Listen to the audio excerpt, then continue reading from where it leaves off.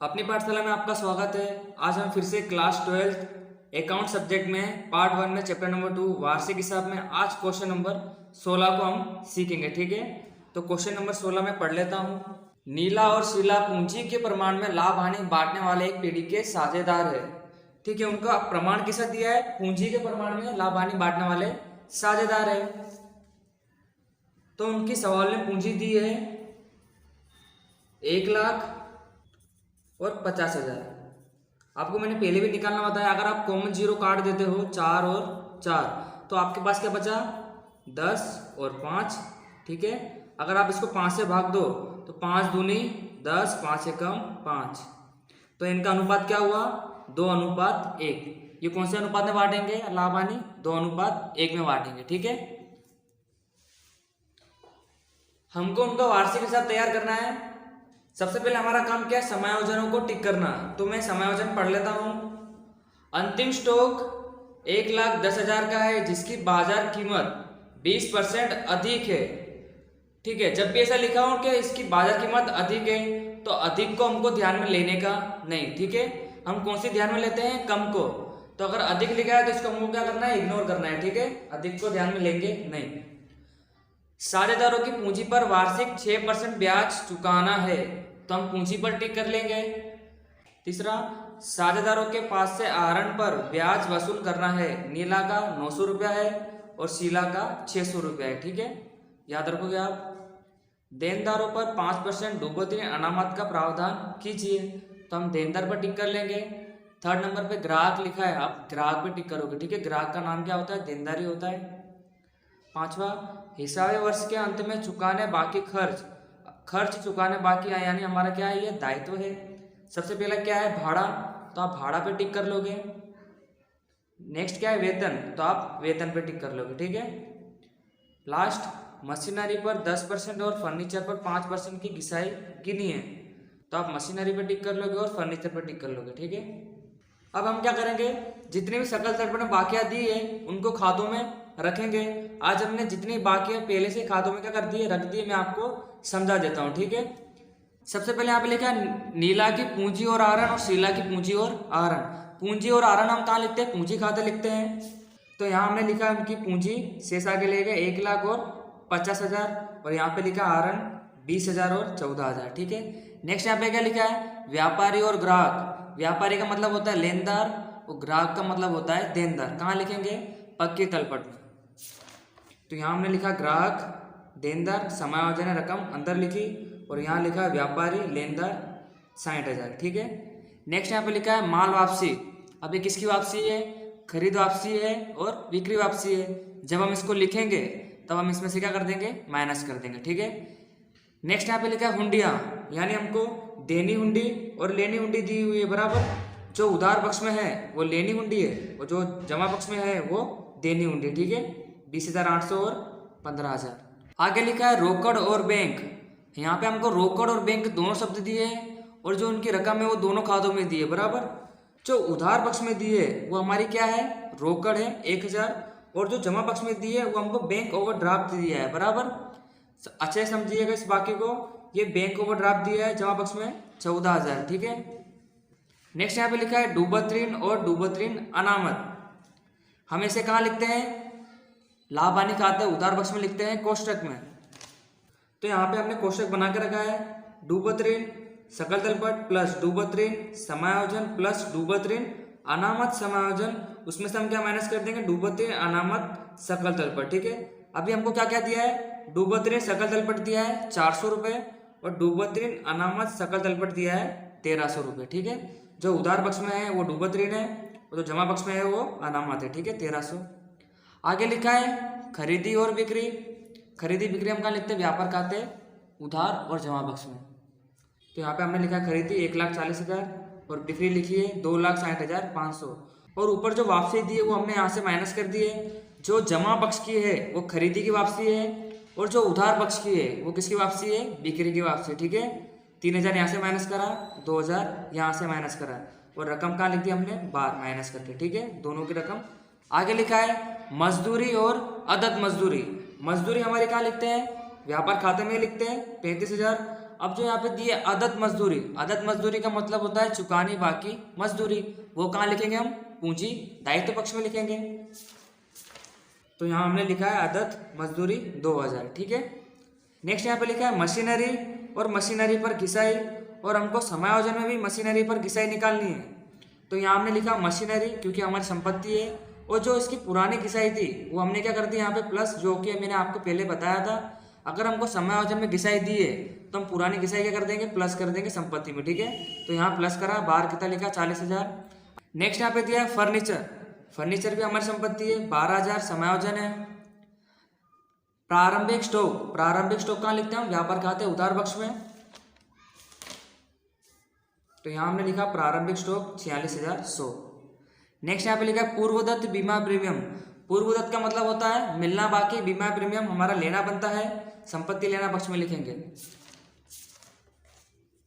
तो यहाँ पे हमने लिखा पूर्वदत्त बीमा प्रीमियम 200 रुपये, ठीक है।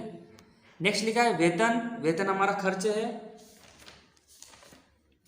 लाभ हानि खाते में लिखेंगे। यहाँ हमने लिखा वेतन 23,000, समायोजन इसलिए रकम अंदर लिखी है। नेक्स्ट है बीमा प्रीमियम, ये भी हमारा खर्च है, वो भी हम यही लिखेंगे बीमा प्रीमियम 2,000 रुपये। आगे लिखा है भाड़ा और कर, भाड़ा और कर भी हमारा खर्च है, तो यही लिखेंगे भाड़ा और कर, समायोजन इसलिए रकम अंदर लिखी 12,000। नेक्स्ट यहाँ पे लिखा है विज्ञापन खर्च, वो भी यही लिखेंगे विज्ञापन खर्च 2,900 बाहर। आगे लिखा है ख्याति, ख्याति हमारी अदृश्य संपत्ति है, संपत्ति लेना पक्ष में लिखेंगे। तो यहाँ हमने लिखा ख्याति 72,000, ठीक है। आगे लिखा है मकान, और मकान के आगे तारीख भी दी है 1/10/2014 से 5 वर्ष के लिए, यानी हमारी कैसी गुप्त समायोजन है, इसलिए रकम हमने कैसे लिखी? अंदर लिखी, ठीक है। 14,000 आपको याद रखना है कि आपको इसकी समायोजन सोल्व करनी है। आगे लिखा है लीला की 8% की लोन, तो लीला की लोन हमारा दायित्व है, हमने यहाँ लिखा पूंजी दायित्व पक्ष में, ये भी हमारी कैसी है? गुप्त समायोजन है, ठीक है। अब हम क्या करेंगे? समायोजनों को सोल्व करेंगे, ठीक है। पहली समायोजन है अंतिम स्टॉक 1,10,000 का है, जिसकी बाजार की कीमत 20% अधिक है। अधिक से हमें कुछ लेन देना नहीं है, तो हम डायरेक्ट एंट्री करेंगे अंतिम स्टॉक, अंतिम स्टॉक हमारी संपत्ति है, संपत्ति लेना पक्ष में लिखेंगे। अगर समायोजन में दिया है तो हम कहाँ लिखेंगे? व्यापार खाते जमा पक्ष में भी लिखेंगे, ठीक है। 1,10,000। दूसरी समायोजन व्यापार खाते जमा में लिखेंगे, अंतिम स्टॉक 1,10,000। दूसरी समायोजन लिखिए साझेदारों को पूंजी पर वार्षिक 6% ब्याज चुकाना है। तो पूंजी पर ब्याज कहाँ जाता है? पूंजी खाते जमा पक्ष में, और लाभ हानि वितरण खाते उधार पक्ष में, ठीक है। तो यहाँ पे मैं लिखूंगा पूंजी पर ब्याज। इन दोनों रकम का कितना निकालना है हमको? 6%। तो 1,00,000 का 6% 6,000, और 50,000 का 6% 3,000, ठीक है। अब इसकी दूसरी असर कहाँ देंगे हम? लाभ हानि वितरण खाते में, यहाँ लिखेंगे पूंजी पर ब्याज नीला और शीला 6,000 3,000, बाहर लिख देंगे रकम प्लस करके 9,000, इस प्रकार, ठीक है। आगे लिखा है साझेदारों के पास से आहरण पर ब्याज वसूल करना है। नीला का कितना है? 900 रुपया, और शीला का कितना है? 600 रुपया। तो यहाँ हम लिखेंगे आहरण पर ब्याज, इसका कितना है? 900, और इसका 600, ठीक है। अब इसकी दूसरी असर कहाँ जाएगी? जमा पक्ष में, लाभ हानि वितरण खाते में, यहाँ लिखेंगे आहरण पर ब्याज नीला और शीला, इसका कितना है? 900, और इसका 600, बाहर रकम लिख देंगे 1,500, ठीक है, इस प्रकार। चौथी समायोजन देनदारों पर 5% डूबोत्तीर्ण अनामत का प्रावधान कीजिए। तो यहाँ पर हम देनदार ग्राहक दिए हुए हमको कितने? 90,000, इसी का हमको 5% डूबोत्तीर्ण अनामत देना है, तो डूबोत्तीर्ण अनामत 5%। 90,000 का जब आप 5% निकालोगे, ठीक है, अब आप क्या करोगे? इसमें से इसको माइनस कर दोगे, तो बाहर रकम आएगी 85,500, ठीक है, इस प्रकार। अब इस डूबोत्तीर्ण अनामत की दूसरी असर कहाँ जाएगी? लाभ हानि खाते उधार पक्ष में, कोष्टक में लिखेंगे, ठीक है। तो यहाँ हम लिखेंगे डूबत-ऋण अनामत समायोजन कितनी आई 4500। डूबत-ऋण समायोजन हमको दी नहीं, यहाँ पे डैश कर देंगे। अब आप क्या करोगे, इन दोनों को प्लस करके इसे क्या कर दोगे, माइनस कर दोगे। ठीक है, तो यहाँ पे इन दोनों का प्लस आएगा 4900। अब इस 4900 में से इसको माइनस कर देंगे हम, बाहर आएगा 3600। ठीक है, पांचवी समायोजन, हिसाबी वर्ष के अंत में चुकाने बाकी खर्च। भाड़ा कितना है 300 और वेतन कितना है 950। तो चुकाना बाकी है, तो अब हम क्या करेंगे, प्लस करेंगे, यहाँ पे भी प्लस करेंगे और ये यहाँ पे भी प्लस करेंगे। चुकाना बाकी, चुकाना बाकी। वेतन कितना है 950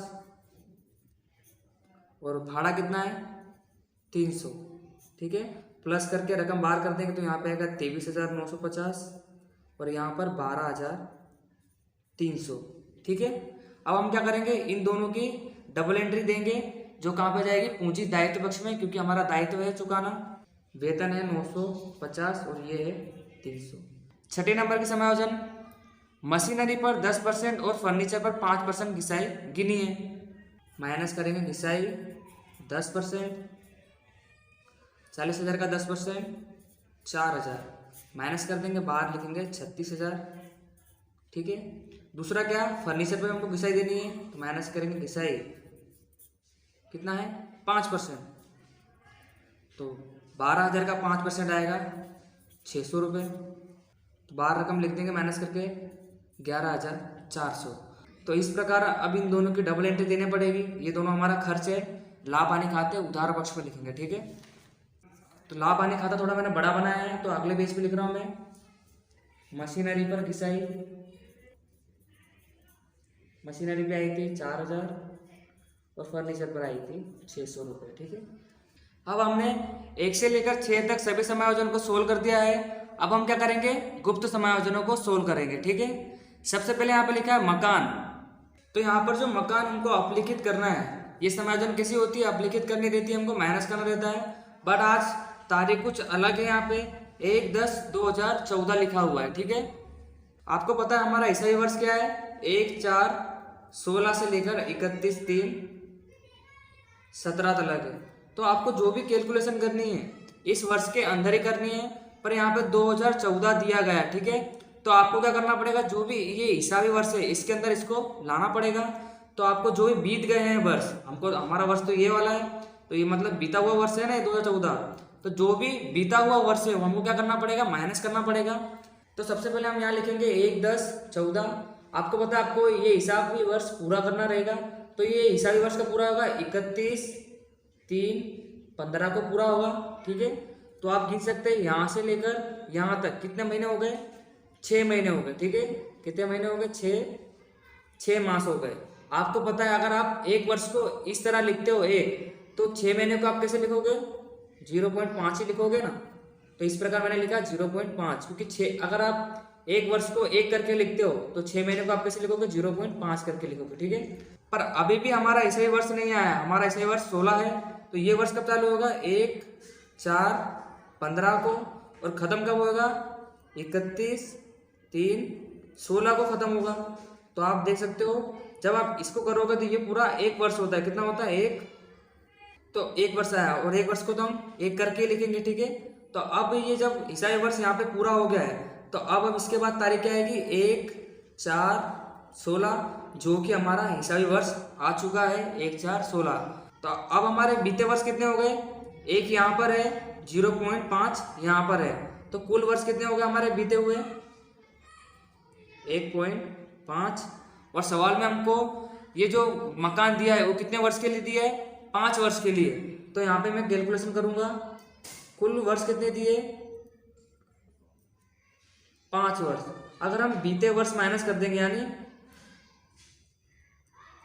बीते वर्ष कितने हैं, 1.5, तब हमारे पास कुछ ऐसा आएगा 3.5, जो हमारा क्या होगी, गणना के वर्ष होंगे। ठीक है, गणना के वर्ष कौन से कहलाएंगे, 3.5। अगर आप इसको 5 से भाग दे देते हो तो आपका गलत हो जाएगा सवाल, आपको बीते वर्ष माइनस करना है, क्योंकि आपने देखा यहाँ पे 2014 लिखा था, जबकि हमारा वर्ष कब शुरू होता है, 16 को। तो आपको जो भी बीते वर्ष है उसको क्या करना पड़ेगा, माइनस, तब आपके पास क्या आएगा, आपकी गणना के वर्ष आएंगे 3.5।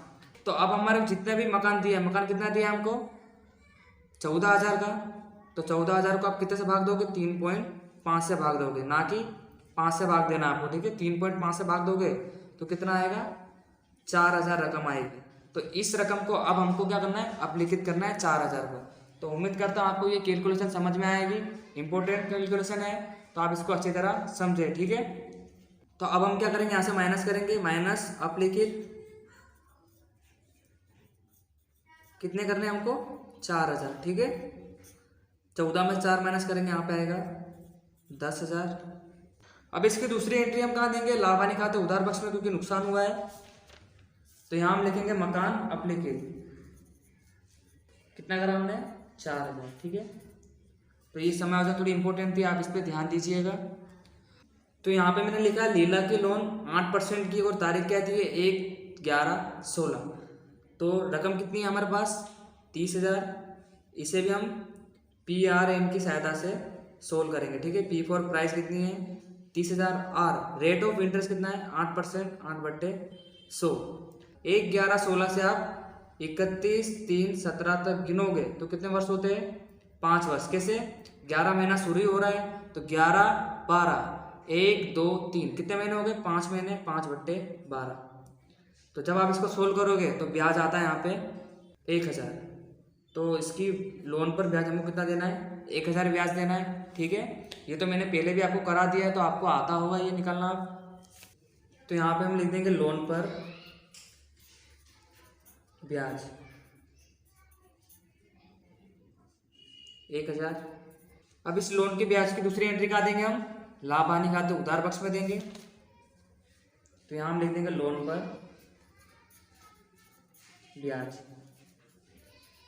1,000, ठीक है। अब हम क्या करेंगे, सभी खातों को बंद करेंगे। तो सबसे पहले हम व्यापार खाता बंद करेंगे। व्यापार खाते का जमा पक्ष का टोटल ज़्यादा आ रहा है, 3,68,500, वही हमने दोनों तरफ लिखा। फिर हमने इसमें से इन तीनों रकम को माइनस करा, तो हमको क्या मिला, सकल लाभ 1,50,400। ये कौन से पक्ष में निकला है, उधार पक्ष में। तो हम लाभ हानि खाते में कहाँ लिखेंगे, जमा पक्ष में, सकल लाभ 1,50,400, ठीक है। अब हम क्या करेंगे, लाभ हानि खाते को बंद करेंगे। लाभ हानि खाते का जमा पक्ष का टोटल ही ज़्यादा आ रहा है, 1,50,400, 1,50,400। अब इस रकम में से आप लाभ हानि खाते की उधार बाकी सब माइनस करोगे, तब आपको मिलेगा शुद्ध लाभ 96,050, जो कौन से पक्ष में निकला है, उधार पक्ष में। तो लाभ हानि वितरण खाते में कहाँ लिखेंगे हम, जमा पक्ष में। तो यहाँ हमने लिखा शुद्ध लाभ 96,050। अब जमा पक्ष का टोटल ही ज़्यादा है, तो 97,550, 97,550। इसमें से आप जब ये 9,000 माइनस करोगे, तब आपके पास वितरण पात्र लाभ आ रहा है 88,550, जो आपको पूंजी के प्रमाण में बांटना था, जो हमने निकाला 2:1 निकाला था पीछे, ठीक है। तो हम नीला और शीला को बांट देंगे, तो ये उनका लाभ आया, ठीक है। अब ये कौन से पक्ष में लाभ आया है, उधार पक्ष में। तो पूंजी खाते हम कहाँ लिखेंगे, जमा पक्ष में लिखेंगे, ठीक है। तो हमने लिखा वितरण पात्र लाभ दोनों पक्ष में लिखा, ठीक है। अब हम इसका टोटल कर लेंगे, तो जमा पक्ष का टोटल ही ज़्यादा है, तो हमने दोनों तरफ लिखा।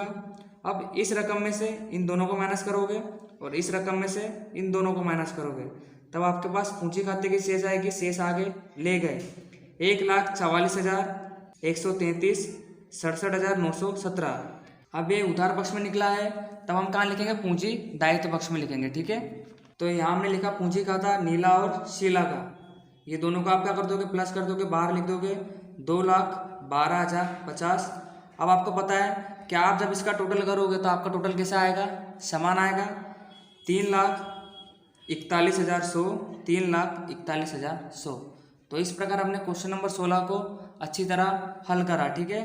तो आप इसकी प्रैक्टिस कर सकते हो। तो आज के लिए बस इतना ही, मिलते हैं नेक्स्ट वीडियो में। Thank you.